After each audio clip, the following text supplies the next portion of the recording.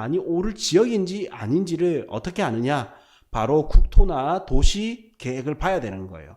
그래서 국토나 도시가 개발되기 위해서는 반드시 선계획 후개발 원칙에 따르도록 되어 있습니다.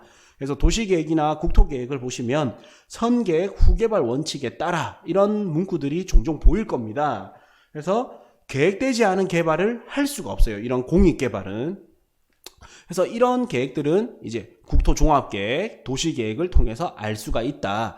그래서 이게 도시계획 체계도인데 국토종합계획, 국토도시계획 체계도인데 국토교통부에 나온 내용을 제가 그대로 스크랩한 거거든요. 그래서 여기서 가장 중요한 거는 첫 번째는 국토종합계획입니다. 국토종합계획을 보고 이게 국토에 관한 최상위 국가계획이기 때문에 이거를 먼저 보시고요. 다음 중간에 이제 뭐 도종합계획, 강력도시계획 등을 볼 수 있는데 그 다음 이제 중요한 거는 도시기본계획과 관리계획입니다. 그래서 이 국토종합계획에서부터 쫙 명령이 내려오는 거예요. 위에서부터. 마치 회장님이 명령을 내리듯이 이제 명령이 이렇게 쫙 내려오면 그거를 이제 실무자가 실행하는 계획들이 이제 도시계획들입니다. 그래서 가장 중요한 거는 국토계획과 그 다음 도시계획. 이거를 보고 이제 투자를 하는 겁니다. 그래서 도시계획에 따라서 이렇게 이제 노란색에는 배운 대로 주거시설이 들어오고 공업지는 보라색에는 공업시설이 들어올 수가 있고 이제 도로 모양에는 이렇게 도로가 나중에 생기는 거고요. 역 모양에는 나중에 역이 생기는 거예요. 이걸 보고 여기가 향후의 미래의 역세권이 될 것이다. 여기가 주거 입지로 좋아질 것이다. 여기는 공업 입지로 좋아질 것이다. 그러면 여기는 이제 상업 입지가 형성이 될 것이다. 이런 거를 보면서 이제 토지 투자에 들어가는 겁니다. 그래서 이런 내용들은 이제 국토종합계획은 국토교통부에서 찾을 수가 있고요.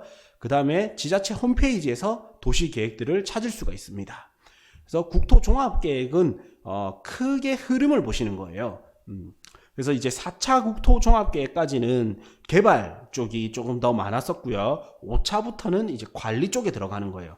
그래서 4차 당시에 이제 국토종합계획을 보시면 지금은 이제 5차 국토종합계획이 나왔는데 항상 이제 1차에서 2차, 2차에서 3차, 3차에서 4차, 4차에서 5차 이렇게 넘어갈 때 갑자기 새로운 게 탄생되는 게 아니라 기존의 계획을 계속 연계해서 바꿔가는 거단 말이에요. 그래서 4차까지도 볼 수 있어야 됩니다. 그래서 항상 이제 큰 계획은 위에서부터 내려다보듯이 큰 범위에서 좁혀가는 거예요. 그래서 이제 우리나라는 위로는 북한이 있고 이제 삼면은 바다입니다. 그래서 이제 4대 벨트가 있거든요. 4대 벨트에서 위로 남북 교류 접경 벨트. 그래서 이제 통일에 대해서 뭐 이런 거에 대해서 이제 계획이 나와 있고 서쪽에는 이제 중국이 있죠. 그거에 맞춰서 우리나라의 자연 환경과 지형 지세, 그 다음에 대외적인 환경 이런 걸 맞춰서 해양 계획을 세우는 거예요. 그래서 과거에 이제 일본이 발전될 때는 이제 동남권이 산업축이었거든요. 그러다가 우리나라의 이제 수도권에서 일본까지 들어가기 위해서는 부산을 거쳐야 되는 거예요. 그래서 수도권에서 부산까지의 축, 이게 바로 이제 경부축인데 1차는 동남권, 2차는 경부축에 따라서 개발이 됐던 거예요. 그래서 서울, 대구, 부산을 연결시키는 경부축이 발전을 했고요. 3차 산업벨트는 서해안축입니다. 왜냐하면 이제는 일본보다 중국이 더 거대한 거대한 국가가 되었기 때문에 이 대외적 흐름에 맞춰서 우리나라 발전 계획도 변경되는 거거든요. 그래서 이제 서해안 쪽에 신산업 벨트, 남쪽에는 이제 우리나라 소득이 늘어나니까 주 5일제에 국민 소득이 늘어나니까 앞으로는 관광이 이제 큰 먹거리가 된단 말이에요. 관광산업 쪽이. 그러니까 남쪽으로는 남해안 썬벨트에서 섬들을 연결시키고 아름다운 이제 해양 경관을 살리는 거예요. 그래서 남해안 썬벨트. 그다음에 동쪽에는 이제 러시아나 뭐 일본 이런 거를 같이 보면서 동해안 에너지 플러스 이제 관광벨트 이렇게 들어가는 겁니다. 서해안도 산업 플러스 관광도 들어가는데 주가 이제 산업이 되는 거고 동쪽도 에너지 관광이지만 어느 정도 산업도 들어가는 거예요. 근데 주가 뭐가 들어가냐? 이렇게 해서 이제 테마가 정해지고요. 다음 대외적으로 됐다면 내륙으로 이래 들어와서 5+2 광역경제권에서 수도권, 충청권, 호남, 대경, 동남권 이렇게 5개 플러스 이제 광원, 제주는 관광, 그러니까 산업과 관광이 들어가서 광역 경제권 7개의 광역 경제권이 형성이 되고, 다음 이제 거점 지역을 만들기 위해서 새만금 권역, 다음에 세종시, 다음에는 이제 혁신도시, 그다음에 이제 기업도시, 그다음에 이제 경제 자유구역들, 각 지역의 이제 경제 자유구역들, 다음 이제 제주도는 제주국제자유도시, 그 다음에 이런 것들을 연결시켜주는 4대 교통망 SOC 사업에서 도로, 철도, 항공, 항만, 이렇게 해서 큰 흐름의 이렇게 짜여지고 요거에 따라서 우리나라 국가가 발전되고 있는 겁니다. 그리고 이제 얼마 전에 2019년 12월 11일 날 5차 국토종합계획이 나왔습니다. 그래서 이제 4차 이 그림은 항상 내가 부동산을 하는 한, 부동산을 한다면 이 그림은 항상 이제 끼고 들고 다니셔야 되는 거예요. 머릿속에 넣어 두시기 힘들면 그때 꺼내 보실 수 있게 항상 이제 가장 잘 보이는 곳에 넣어 두시는 거예요.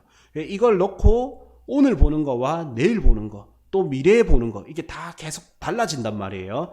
그때는 안 보이던 게 시간이 지나서 어느 날 다시 가보니까 요런 계획이 있었었구나 하면서 다시 들어올 수가 있는 거예요. 그래서 큰 흐름을 먼저 읽어가는 게 가장 중요합니다. 그래서 이제 5차 국토종합계획에서는 이제 문재인 대통령 해서 2019년 12월 11일 날 이제 승인이 났고, 국무총리 이낙연 총리, 국토교통부 장관 김현미 장관 이렇게 해서 나왔고요. 5차에서는 이제 비전은 모두를 위한 국토 함께 누리는 삼터. 목표는 어디서나 살기 좋은 균형 국토, 그 다음에 스마트 국토, 혁신 국토가 나오고, 공간 구상, 그 다음에 발전 전략해서 1에서 6까지 이렇게 발전 전략도 나오게 됩니다. 그리고 이제 5차 국토종합계획이 나오고 2020년에는 예산안이 이렇게 나오게 되는 거예요. 그래서 이걸 제가 종합해서 이제 알려드릴 거예요. 지난 정규 강의 때는 이거를 조금 풀어서 알려드렸고, 이번에는 이제 다른 내용을 추가적으로 알려드리다 보니까 압축을 해서 중요 내용만 보고 이제 더 새로운 내용들로 또 알려드릴 거예요. 그래서 일단 전략별 정책 과제 이렇게 해서 여기 뭐 배경과 특징 뭐 이런 것들이 나오는데, 가장 중요한 거는 전략별 정책 과제 이겁니다. 그래서 주요 이제 전략별 정책 과제를 보시면 1번부터 5번까지 해서 균형 국토 만들기, 생활 국토 만들기, 매력 국토 만들기, 첨단 국토 만들기, 평화 국토 만들기 해서 주요 과제가 이 5가지가 있어요. 이거에 따라서 우리나라 국토를 만들어 가는 건데, 요거는 말 그대로 국토 종합 계획이지 국토 투자 계획이 아닌 거예요. 그래서 이 내용에서 투자에 필요한 거를 유추하는 게 이제 능력인 겁니다.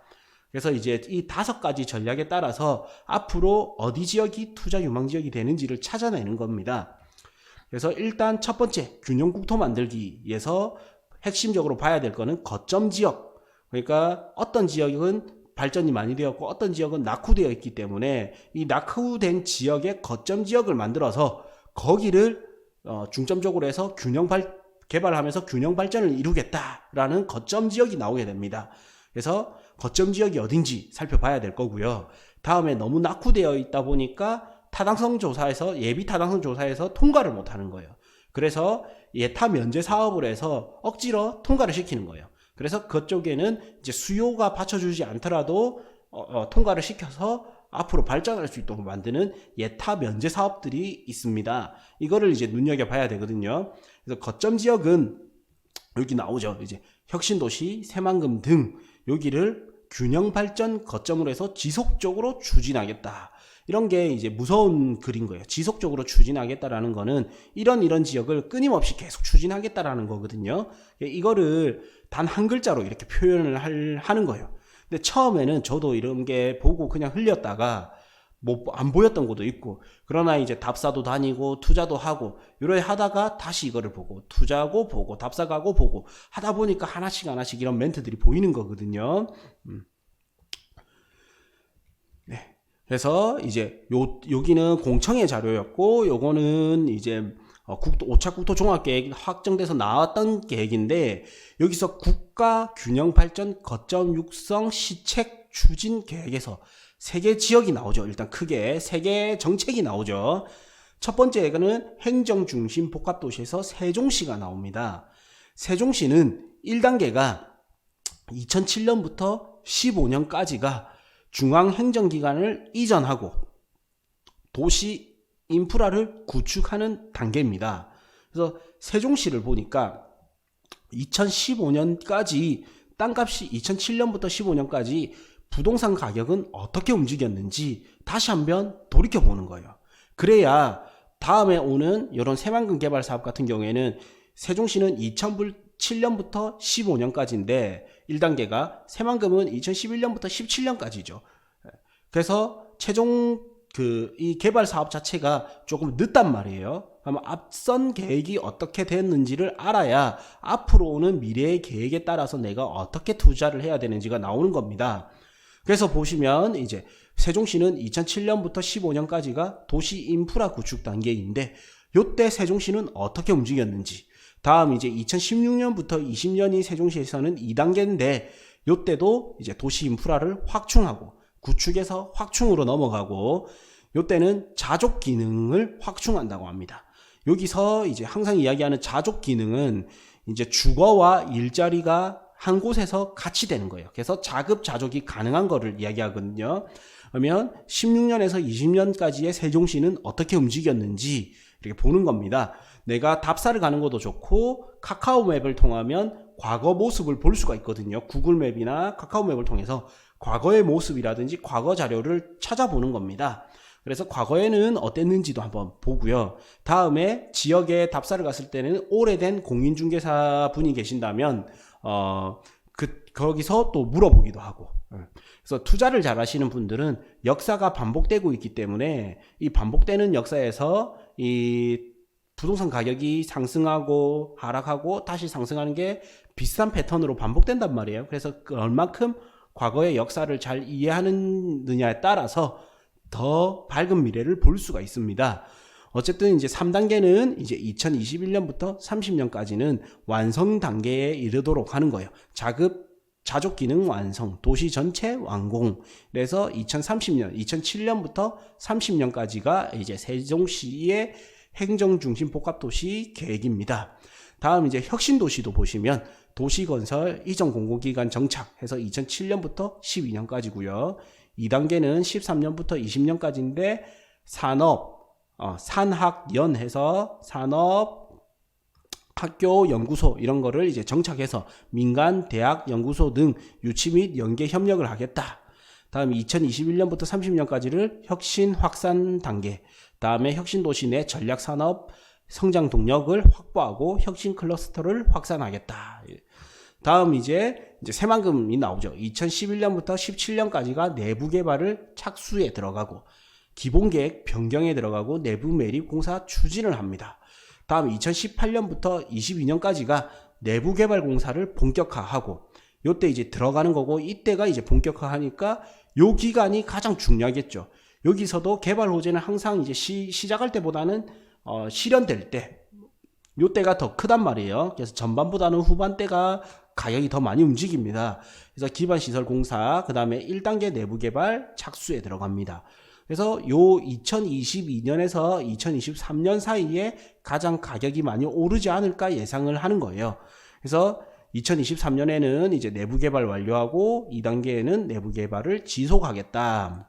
그래서 2023년 이전까지 내부 개발을 1단계 내부 개발을 완료하겠다라고 나옵니다.